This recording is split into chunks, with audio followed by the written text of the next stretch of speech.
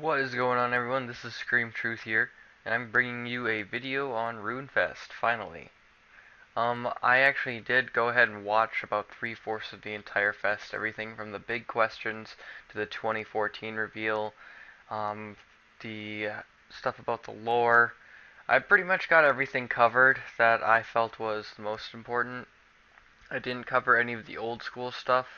I did have a lot of stuff to do, and I don't really play old school, so I'm not going to be covering any old school stuff, so I apologize for that.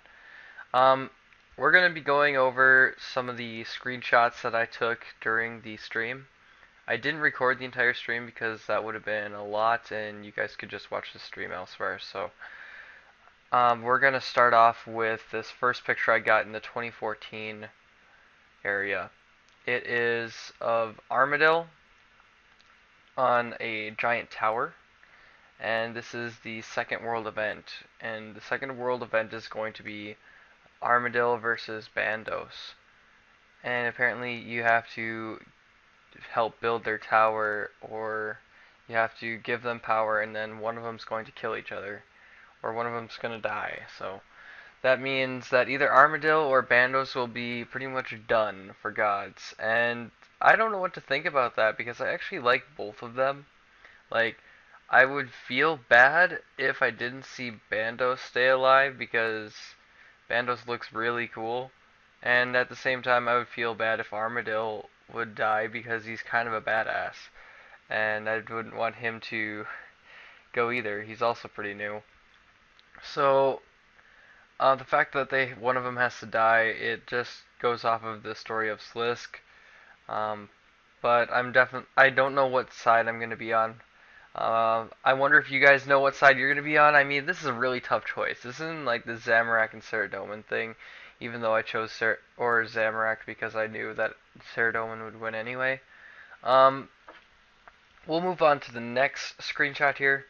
This is a concept art picture of the Avian Sea homeworld that you'll be exploring in the Rite of Passage quest that comes out, where you'll be exploring the Avian Sea world through the World Gate, I believe. And this is going to be pretty cool.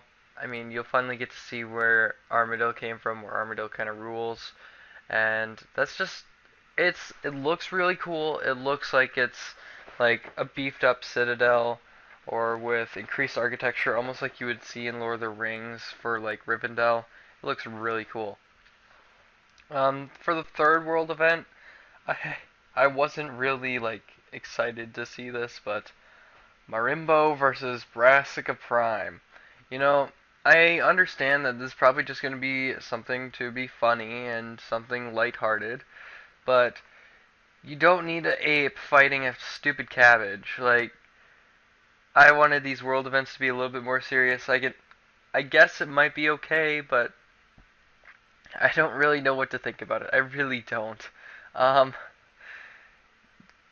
I've never liked Brassica Prime. Every single time I saw him in like the serious quests, the most recent one being Missing Presumed Death, it really, really kind of peeved me off because he's just a stupid headed cabbage just sitting there.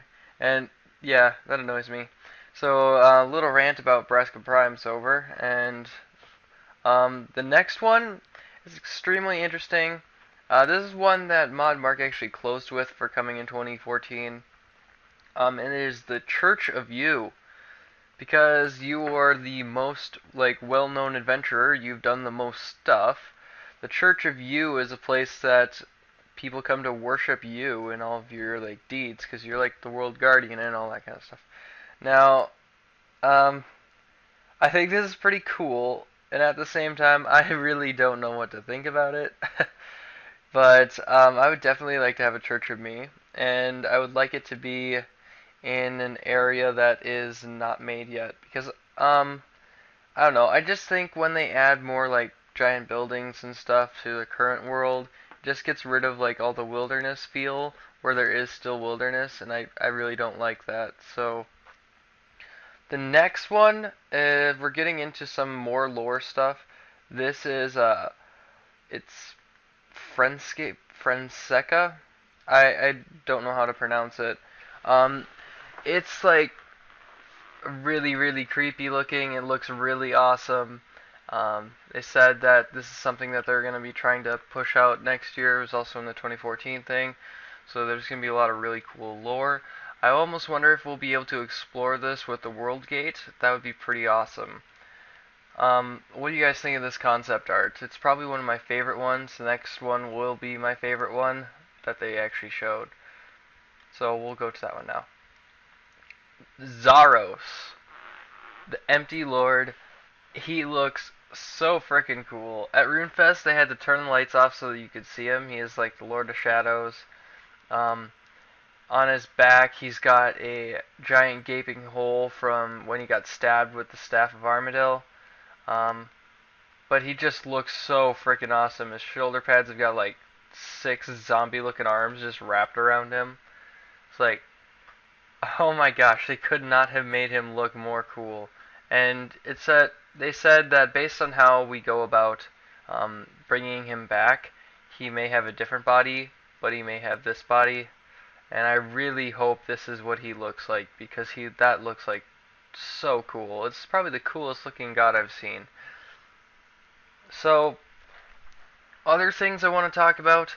Um, that's pretty much it for the screenshots that I took. I want to talk about some of the big question stuff. They asked a lot of questions and got a bunch of answers for us. A few of which could kind of stood out to me. One being the 200th quest, the Elf quest, and they said if the development for the Elf quest gets like ahead of itself, they're going to just push it out before the 200th quest, but it won't be after the 200th quest. So that means we got a time zone where it could be coming before the 200th quest, which could be a long time still. But I think that's pretty cool. It means that if they start developing the quest now, we could probably see it way before the 200th quest, which would be absolutely fantastic. They are also thinking about doing world events involving Saren. They showed an image of Saren. I am sorry I don't really have it for you. It really sucks. If I can find it, I'll put it in this video. But they also talked about how they would like to reveal the city in like parts. And based on the fact that there's 8 elven clans, I think they would release the city in 8 parts, and maybe 1 per week, which would be pretty cool. Over the span of 2 months, you'd unlock the entire city, and then the quest would ensue.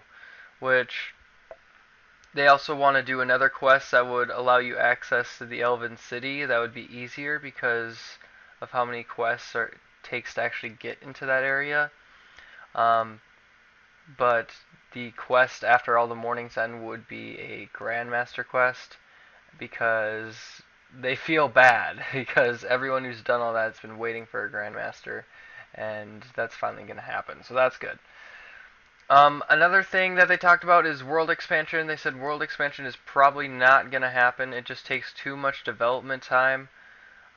So that means no looking for expanded worlds or twice or 3 times as long to get to your bank because the world is so much larger. Now, I really wish the world was larger. Unfortunately, it's not. But you know, it's okay. There's nothing really wrong with it now. It's just if it was bigger, it would feel more adventurous to me.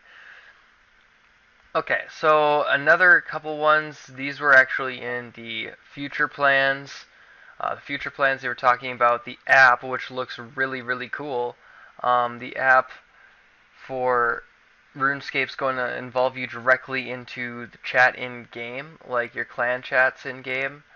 It's also going to go ahead and give you GE notifications, which is really cool.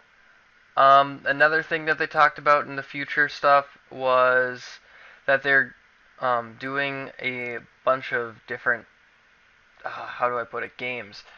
Games kind of involving RuneScape that are survival-like stuff. And that doesn't really involve RuneScape so much. And they did something really cool, but I don't really want to go into too much detail on them, I guess.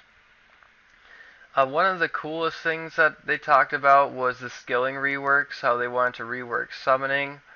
how they wanted to rework mining and smithing, and to rework those they would crunch them down and put new stuff on top, which is really cool.